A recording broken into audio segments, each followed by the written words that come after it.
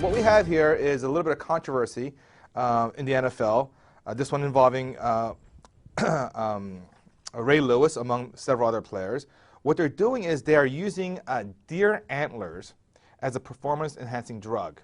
Apparently, deer antlers have, it's called Velvet Antler. It's like the soft coating that covers the antler itself. And what they do is they take that, they freeze dry it, then they make it into a powder form and put it into capsules or somehow make it into a liquid spray.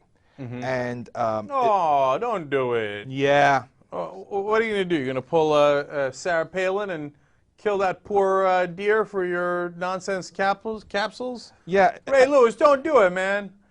And apparently, it has the same effect as human growth hormones. And what it does is it aids greatly in recovery. It helps build tissues, it strengthens tissues, more so than you can ever do by training alone. Yeah, I'm incredibly skeptical about this story, right?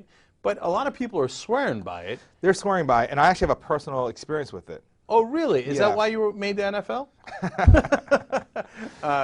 No, In case you don't know, Steve didn't make the NFL. full disclaimer, never even tried out for the NFL. Really? Really. Yeah. Although he was pretty good on the high school football team for a couple of weeks before we went shopping. Hey, I was MVP of football on our Martin Luther King weekend trip. Among his group of 40-year-old friends. So think Yes. about it. I was better than Okay. Dave Kohler and better than Jank. This close to the NFL. Anyway, so what was your personal experience with it? Well, you know, Koreans and Asians in general are really into herbal remedies of every kind, and they, for centuries, they've loved this deer antler thing. It's like, Yeah, you see, look, here's the thing. Herbal remedies make sense to me. So when Asians are talking about herbal remedies, I'm like, most logical thing I ever heard, right?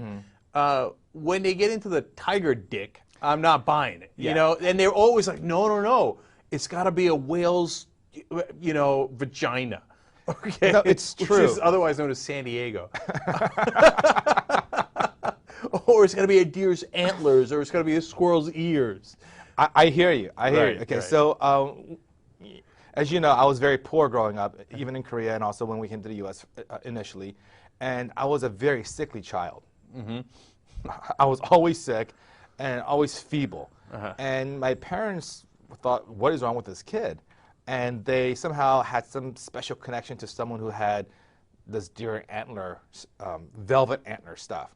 So what they did was they slice it up and they turn it into like some sort of drink. And they had me drink it for a couple of weeks. And they swear to this day that after that I've been, you know, fine. I've been healthy, and it's true. I've been much healthier than my sister, who didn't have it. Okay, and the other reason why I semi-believe this is that apparently if you give this to children who are too young, they actually become, in the words of my mom, retarded. Oh, jeez and Lord mercy. First of all, I denounce and reject you because Sarah Palin made me. All right. Second of all, but they gave it to you when you were pretty young. Where do you draw the line? How do we 7. know you haven't become... And that I'm a little retarded? Yeah, I didn't say anything. Okay, watch out for the deer antlers. That's Yeah. a significant downside. No, I had it when I was 7. Oh, okay, but all my right. mom said that if you have it when you're too young, like like an infant, like 1 or 2, 3 years old, then it messes you up. And she swears it. And if it is in fact human growth hormones, maybe it does mess you up if you have it when you're too young. I don't know. Okay. I know, but don't trust the moms too much. My mom swears that if a bird shits on you, it's like the greatest thing that ever happened.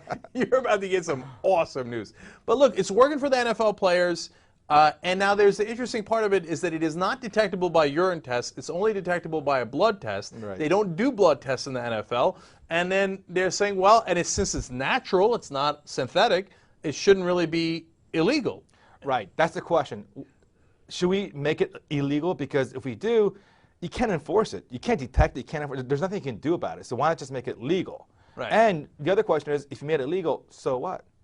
I mean, is taking deer antler any different than, let's say, you know, having a protein shake? Right, or drinking orange juice. Yeah, I mean, that's natural. Or just eating healthy or whatever. You know, I mean, it's a form of making your body healthier and recovering faster. Yeah, I feel bad for the deer, but that's a compelling case. I mean, as long as it's not synthetic, it's not one of those hormones, et cetera, that's banned.